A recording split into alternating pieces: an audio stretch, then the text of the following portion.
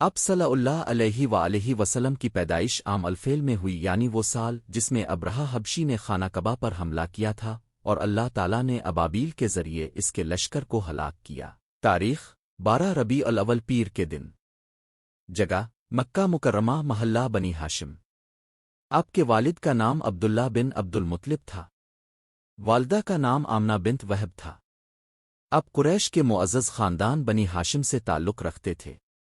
اب صلی اللہ علیہ وسلم کے والد عبداللہ اب کی پیدائش سے پہلے ہی تجارت کے سفر پر جاتے ہوئے مدینہ یثرب میں بیمار ہو کر انتقال فرما گئے تھے۔ اب کی والدہ نے یتیم بچے کو جنم دیا۔ روایت ہے کہ جب اب صلی اللہ علیہ وسلم پیدا ہوئے تو ساری دنیا میں امن، نور اور خوشبو پھیل گئی۔ کچھ روایات میں ہے کہ قصر ایران کا محل لرز گیا اور اس کے 14 کنگرے گر گئے۔ آگ کا آتش کدا بجھ گیا جو 1000 سال سے جل رہا تھا۔ بحیرہ ساو خشک ہو گیا جو ایران میں مقدس سمجھا جاتا تھا۔ سب سے پہلے اب کی والدہ نے آپ کو اپنی آغوش میں لیا، پھر اب کے دادا عبد المطلب آئے، اب کو خانہ کعبہ لے گئے اور اللہ کا شکر ادا کیا۔ 7ویں دن عقیقہ کیا۔ آپ کا نام محمد رکھا جو اس سے پہلے عرب میں عام نام نہ تھا۔ سب سے پہلے چند دن سویبہ ابو لہب کی لونڈی نے دودھ پلایا۔ پھر حلیمہ سعدیہ آپ کو اپنے ساتھ بنی سعد لے گئیں جہاں اپنے بچپن کے ابتدائی سال گزارے۔ اس دور میں بھی بے شمار برکتیں ظاہر ہوئیں، جیسے ان کی سوکھی بکریاں دودھ دینے لگیں، کھیتیاں سرسبز ہو گئیں، ان کا قحط زدہ علاقہ آباد ہو گیا۔ حضرت محمد صلی اللہ علیہ وسلم کا بچپن بھی معجزات اور برکتوں سے بھرا ہوا تھا۔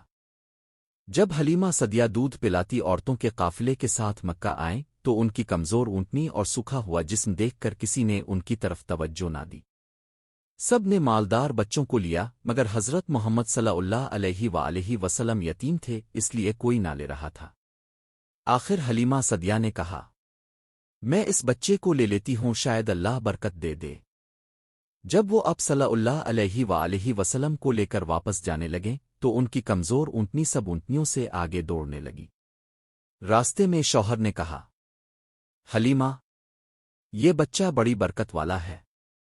جب بنی سعد پہنچی تو ان کا قحط زدہ علاقہ سرسبز ہو گیا۔ ان کی بکریاں جن میں دودھ نہ تھا خوب دودھ دینے لگیں۔ لوگوں نے کہا، حلیمہ، اپنی بکریوں کو ہمارے ساتھ چرنے بھیجا کرو۔ مگر جب ان کی بکریاں واپس آتیں تو پیٹ بھرے ہوتیں اور دوسروں کی بکریاں بھوکی رہ جاتیں۔ اب صلی اللہ علیہ وسلم بہت ہی خاموش، پرسکون اور سچے تھے۔ حلیمہ سعدیہ کہتی ہیں کہ بچپن سے ہی اب میں غیر معمولی نور اور سکون تھا۔ آپ کی ذات سے کبھی کوئی تکلیف ناپسندیدہ حرکت نہ دیکھی۔ 2 سال دودھ پینے کے بعد بھی حلیمہ چاہتی تھیں کہ یہ بچہ ان کے پاس رہے۔ انہوں نے والدہ آمنہ سے اجازت لی اور مزید کچھ سال آپ کو رکھا۔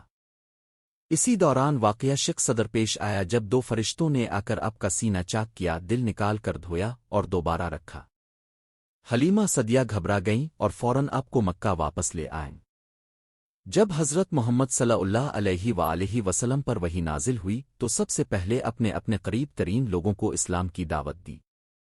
سب سے پہلے ایمان لانے والوں میں حضرت خدیجہ رضی اللہ عنہا بیوی، حضرت علی رضی اللہ عنہ چچا زاد بھائی، حضرت زید بن حارثہ رضی اللہ عنہ منہ بولے بیٹے، اور حضرت ابوبکر صدیق رضی اللہ عنہ قریبی دوست شامل تھے۔